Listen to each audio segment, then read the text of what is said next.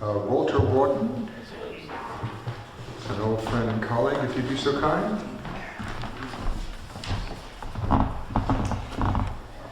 Thank you, Hayden.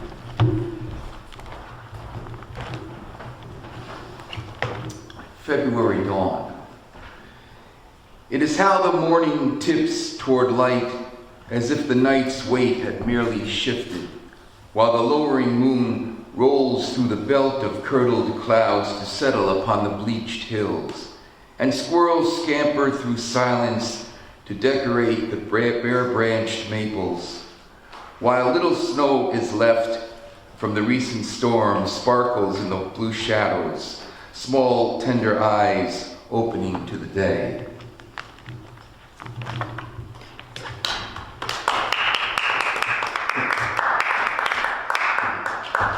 Now I'll take you farther into spring, the far edge of winter. There is a time when you have to wait at the far edge of winter, when snow is gone, but the sun is reticent, stalled above a thick roof of white clouds, a time when rain comes and goes at an hourly rate, and temperatures might reach high 50s for a day or two, just warm enough to take you in, make you part of the conspiracy, force you to tell family and friends it won't be long now. There, see? You say already something is green and glorious as you point to a tiny burst in the blue shade of the willow, a short verdant prayer bright along the creek.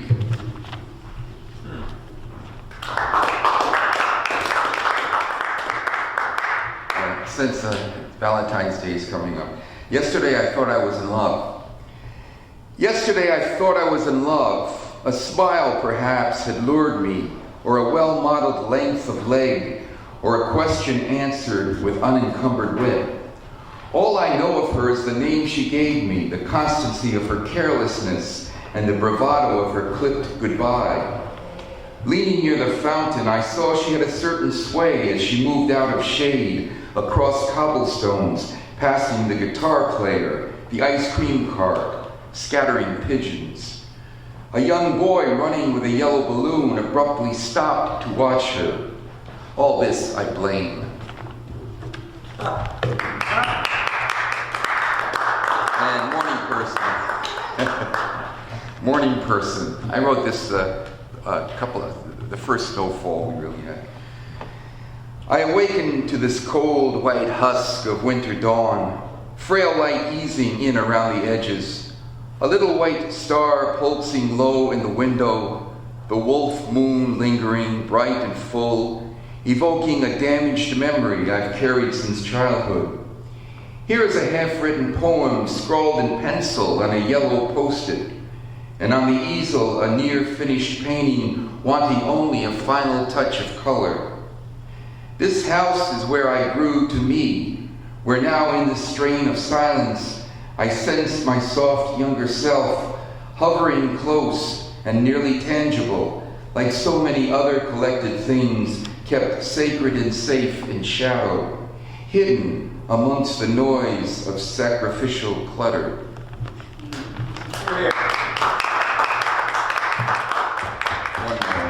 This is called The Train. I just found this in my loose leaf.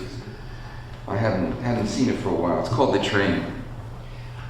Often the clearest of a young boy's dreams is of a train charging across clean, flat prairies at the lip of dusk, a straight movement from left to right, east to west, outbound from the tight safety of home, from daylight toward darkness, from knowledge to mystery, where the lowering sun puts a comforting painter's glow against the clouds.